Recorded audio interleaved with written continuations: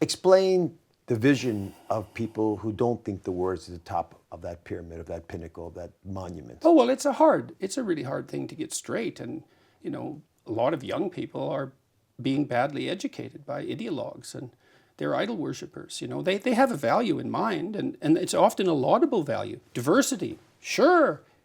Inclusivity, sure. Except what about exclusion? Well, we shouldn't exclude anyone. Really? Really? You're going to put together an orchestra, you're not going to exclude anyone? You're going to put together a basketball team? How about the people you sleep with? You're not going to exclude anyone from that category? It's like you're stuck with the problem of exclusion. So how does that fit in with the inclusivity argument? Diversity. Okay, well, what about unity? Equity. Well, what about freedom and diversity? Because equity and diversity, it's like, oh yeah, how do those jive? Exactly, because they're opposites actually. Well, yeah, you're contending with the problem of the juxtaposition of opposing values, fair enough, but that's your holy triumvirate? You're sure about that, are you? And there's no dark motives lurking underneath your insistence that be the case, like resentment and jealousy, for example.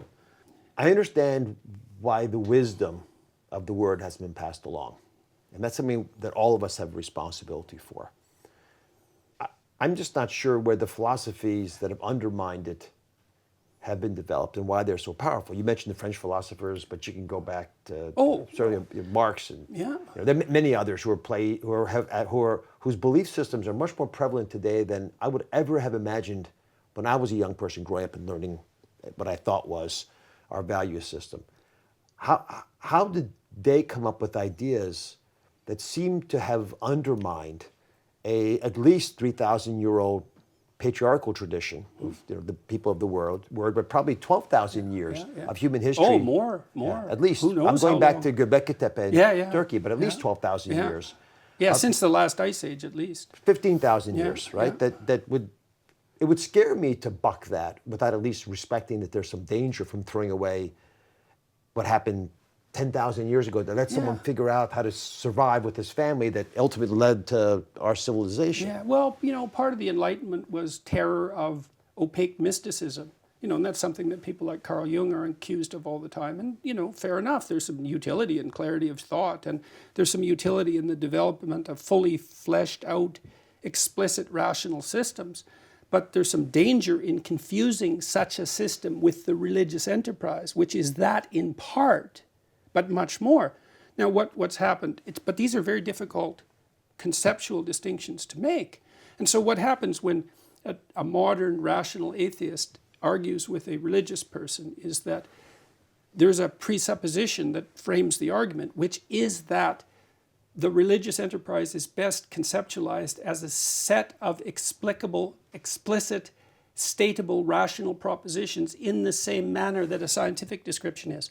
So the atheist will bring that frame to the debate, and the debate will take place within that frame. Well, then the religious person instantly loses before the argument even gets going, because first of all, that's not what the religious enterprise is. And second, when you turn the religious enterprise into that, and then you look at the set of explicit propositions, and then you apply rational criticism and scientific thinking to that, it just falls apart. But it's not the right move. No one would do that with a Dostoevsky novel. And you say, well, that's not real. It's like, well, then we're back to the same problem, aren't we? What do you mean by it's more than real? Yeah, and here's the problem that the scientists won't address. Well, some of them, these are blanket statements. From whence do we derive our values?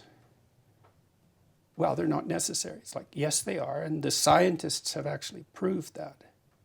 It's like, I'm fairly well versed in the biology of perception. We look at the world through a structure of value. We cannot see without imposing a structure of value. We cannot hear without imposing a structure of value. From whence do our values emerge?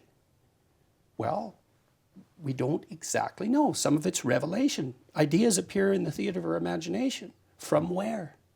Well, they just appear. Well, really, that's your explanation, is it? Those ideas, they have a very long history. As old as we are. They don't just appear. And you didn't just think them up.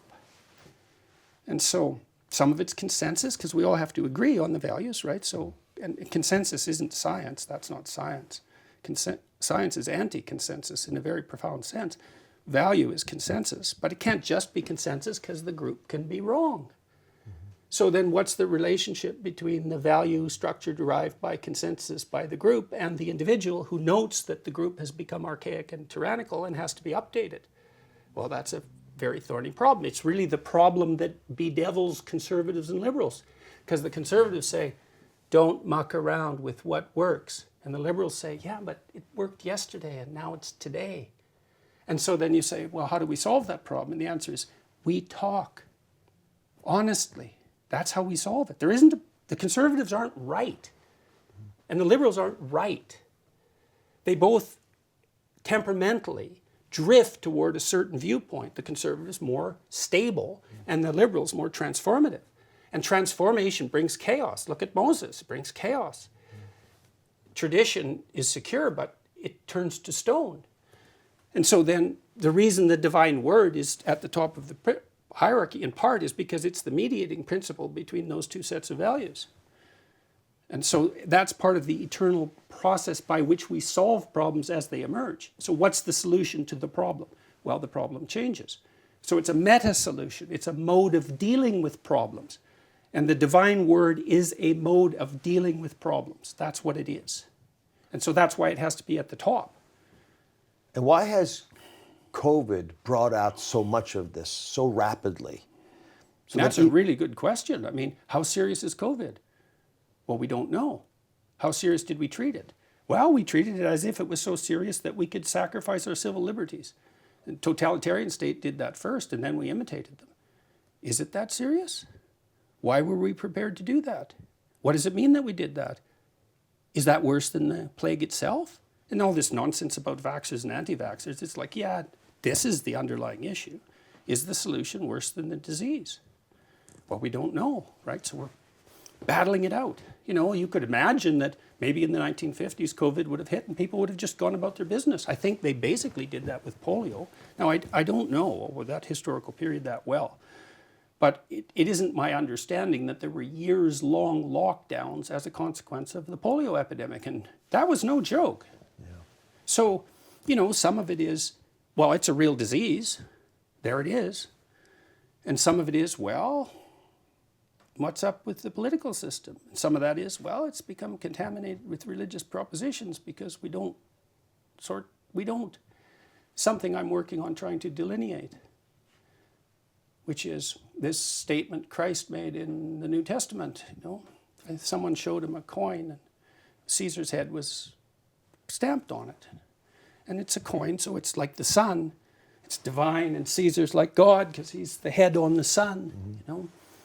And so it was Pharisees and lawyers trying to trap him into saying something that was heretical so they could dispense with him, essentially, which happens time and time again in the narrative, and which is one of the things that makes it such a compelling read, that realism about that happening, you know, and the completely unexpected nature of the answers, which is very difficult to imagine how someone could have just imagined that. I mean, the answers are not only unexpected, but they're the sort of answers often that you think a more totalitarian religious thinker would have edited out of history real quick, right? Right. So anyways, Christ basically says, render unto God the things that are God's and render unto Caesar the things that are Caesar's. And that's part of subduing things, right? Putting everything in its place. Well, some things are God's, not all things. Interestingly enough, some things are actually Caesar's. Okay, so then we dispense with God because aren't we rational? It's like, well, then everything that was God becomes Caesar's. Well, then what? Well, then your political enemy is Satan. That's what you think. Well, and what's the right response to a person like that? Well, you know, it doesn't take much thought to figure that out. So it's true socially, and you know, you think about that statement. You could hardly imagine a statement that had more socio-political impact. I mean, serious thinkers trace the development of the idea that church and state should be separated, which is such a revolutionary idea, to that statement. That's the biblical justification for that, right? So this is a big deal, this statement. Okay, so it's true. socially and politically, but it's also true psychologically. It's like some things are God's things. Those are the religious things. You say, well, do you believe in God? Well, what do you mean by believe? Well, to worship, let's say. That's different than belief, but it's worship that's part of the injunction. Well, worship means to embody, to imitate, to act out, to put yourself on the line for it. It's not, I accept the explicit validity of this set of stateable propositions. That's what you do if you're a philosopher, maybe, or a scientific thinker. It's not the same thing. Not at all. And so we have this conceptual confusion. I'm answering your question. It's part of why these criticisms work. It's because we misconstrue the target of criticism. Why? Well, because it's really complicated.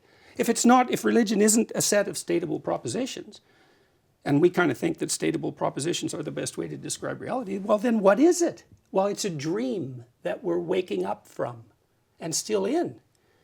Well, we don't know what to do about that. We're trying to figure it out. That's why I liked Carl Jung so much. It's like he knew that, and he was trying to figure it out. It's like we need to make the dream conscious. That's what I'm trying to do with the Genesis lectures, is to make the dream conscious. Look, this is what we've been doing. What does it mean? Well, here's what it means. It's like, and then all these young men came and listened. What the hell, eh? What's going on? Well, they know something out there, and they're not being told it. Well, there's a thirst. I've read recently, too, that young people are turning back to the churches in quite significant numbers. And maybe that's partly because they are starting to understand what they're doing. It's worship, that's imitation. Well, what should you imitate? How about the best? Well, why wouldn't you do that? Well, it's hard. So is imitating the worst. That's also very hard. And do you really have anything better to do than to imitate the best?